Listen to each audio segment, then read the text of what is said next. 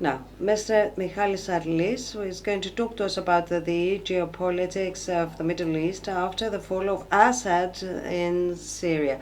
So pay attention here because I've distributed the questions. Allow me, because there are one or two political questions that are quite sharp. I'd like to answer them. And there are also geopolitical questions that Mr. Mazes has chosen to answer. And there's a question for you, Mr. Karavidas, and a question for Mr. Trulis. I don't know what questions we'll get following Mr. Sarlis' presentation. Let's say that you are teaching at the Department of Turkish Studies and Modern Asia Studies at the National Kapodistrian University of Athens. Thank you. I'll focus on the geopolitical environment, the way it's been shaped following the fall of Assads in Syria. That is the fall of a regime that used to be in power since 1970, a phenomenon that geopolitically resembles an earthquake. And I will mainly focus on the relation between Turkey and Syria. What does Syria mean to Turkey? What does the fall of Assad mean to the Turkish regional policy and the domestic policy, the policy of the interior of Turkey? In my view, developments in Syria reflect to a great extent the regional policy of Turkey and the internal balance of political forces and powers in Turkey. This is not something new. This used to happen in the past decades. For instance, during the Cold War, when Turkey was a main part of the Western plans of the region, that is, when Turkey was amongst the first NATO members in the Eastern Mediterranean, and then it was part of the Baghdad agreement to Iran.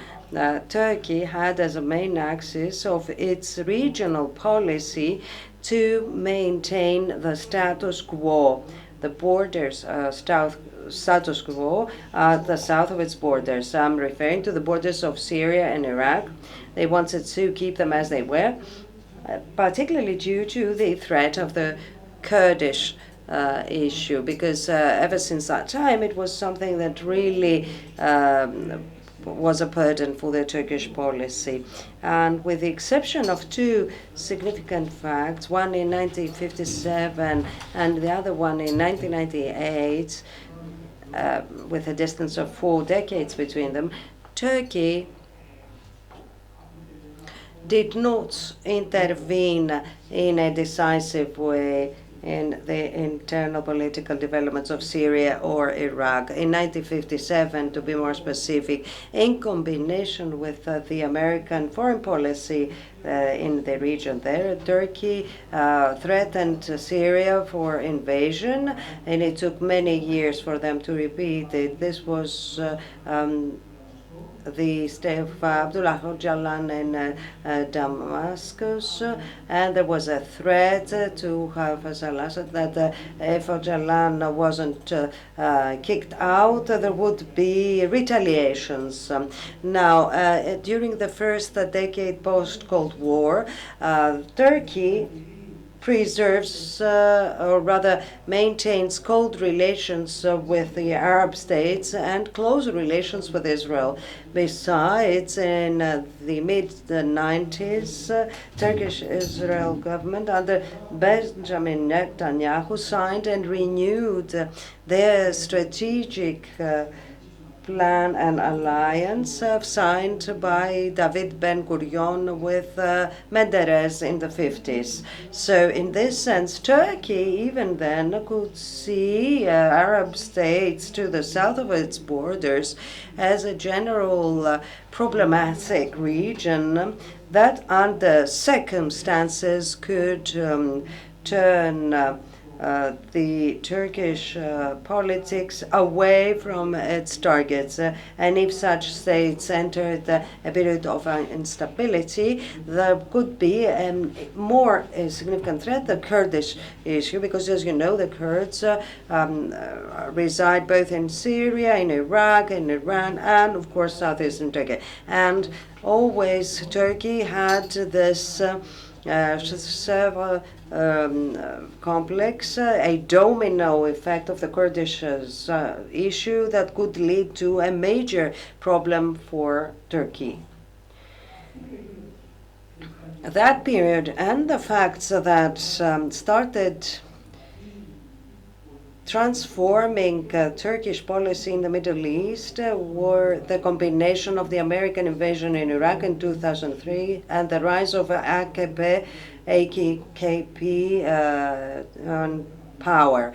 So in 8 to 10 months' time, there are two facts that will gradually lead to a shift towards the Middle East. For decades, Turkey would keep a distance, safety distance from the Middle East because they were afraid of the Islamist threat, the Kurdish issue, the instability that many different crises could cause in the 80s.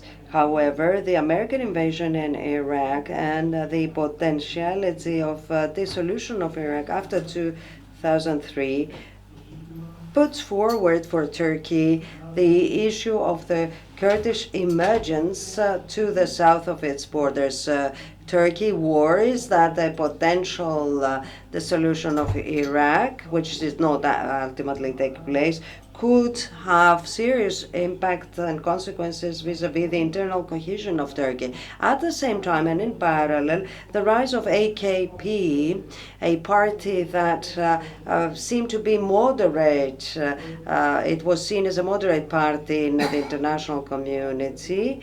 AKP would promote something similar to the Muslim democracy. Let me point out here that in a parenthesis that the main objective of Recep Tayyip Erdogan then was to use the European reforms that the EU would ask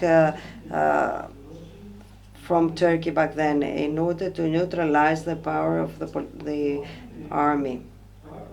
In that sense, AKP gradually, as of the mid-2000 decade, and with the Israeli operation, compact led, changed, that there was a rupture with Israel following the events of Mavi Marmara in May 2010, and on the basis of the zero problem with the neighbors policy that Ahmed Dawood would promote, they started approaching Syria, Iran, and Iraq. So Tayyip Erdogan, in the first decade of power, changed the horizon of the foreign Turkish policy in the Middle East, and in fact changed its point of gravity from Europe to the Middle East. The main reasons was instability in Iraq following the invasion in 2003 and the political ideology of AKP that for the first time was on power in Ankara. A powerful party that increased its percentages in 3 consecutive elections, 2002, 2007, and 2011. And in fact, Tayyip Erdogan starts promoting a more revisionistic policy in the Middle East.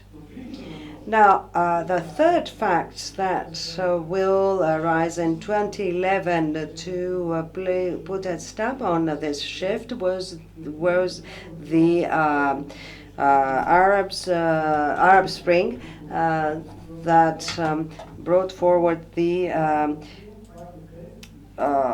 dynamics for many similar to the AKP parties. In 2011, be it Egypt or Libya or Tunis or Syria, Tayyip Erdogan, being extremely powerful domestically through three consecutive elections wins, has the control and the power to change towards a more revisionist framework.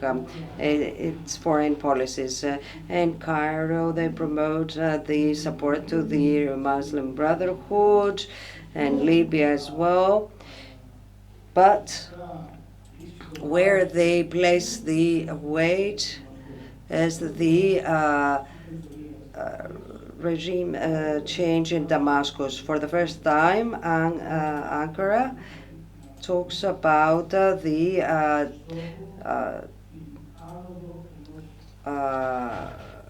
change of government by Bashar al-Assad, and a new government that will have pro-Sunni mark. For several reasons that we have no time to analyze, Turkey sinks in the complex environment of the Middle East, and its efforts to overturn Assad are blocked by the involvement of Hezbollah through Lebanon to support Assad, and since 2015 they are blocked by the military involvement of Russia and the war. And if there ever was a season or an era where Turkey was isolated, where this was one until 2016, due to its involvement in Egypt, Syria, etc., Turkey has deteriorated the relations with the Emirates, with Russia, with Iran, with Israel, and with the West due to the Kurdish issues. Unfortunately for us, Turkey will exit this impasse after the failed coup of the summer of 2016, and the regional force and power that will allow it to breathe is Putin's Russia, that sees Turkey somewhere in the middle between NATO and the Asian multipolarity that is emerging in the continent, decides to turn turn Turkey away from NATO, and through Turkey improve its position in the Middle East. And then we have the Astana process, whereby Russia, Turkey and Iran soften their differences, and they start achieving an entente for significant issues. And there we have a triple invasion of Turkey that will last at least 4 years. It starts in August 2016 and it ends with the Turkish invasion in October 2019 in northern Syria, on the basis of an accord between Russia and Turkey. Russia promises and gives the green light to Turkey for invasion, and this agreement between Russia and Turkey, plus the fact that Iran has its own ideas and its own vision, particularly in southern Syria, where they want to create a second front against Israel, create all these new geopolitical landscape that is in favor of Russia, Turkey, and Iran. Well, when are things going to change with different consequences? A chain of wars that starts with the terrorist attack of Hamas in 2023. This and the parallel war that will start in Lebanon between Hezbollah and Israel is a complex process, a chain of events. It was and still is, and it will change the status quo that was there for decades in the Middle East. What Hezbollah was submitted to, the defeats were a defeat for Iran, for this proxy warfare, especially proxies like Hezbollah, which was the jewel on the crown of Khomeini and later on in Khamenei, that is Iran in the Mediterranean. The annihilation of Hezbollah's leadership had an effect not only in Lebanon but also on Syria, because Assad was supported by them together with other two forces during the Syrian civil war. Without Hezbollah, Iran and Russia, Assad wouldn't have been there anymore. As it happened, he was overthrown last November after the ceasefire between Hezbollah and Israel, because without Hezbollah and Iran and Russia, we started getting tired with his refusal to discuss various issues that would lead to a more normal post-war situation. The Syria regime was shattered like an eggshell. It was in November 1970 that Father Assad came to power, and July 2000 the son came to power. After that, it was this year that Syria started a new phase, because Syria is the most important country in the area due to its geography. It turned the Levantine in an Iran-centered area. In Syria, we had the partnership of Assad with Iran. It was standing since 1982, and Hezbollah in Lebanon was dominant. The axis started from Tehran and ended up in Beirut.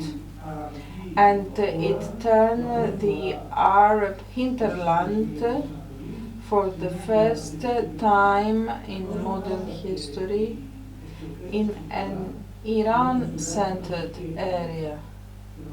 The fall of Hezbollah and the fall of Assad means that Iran has retreated from the area, and the question now is, what is the next phase of the Middle East after the fall of Assad? Will it be Turkey-centered?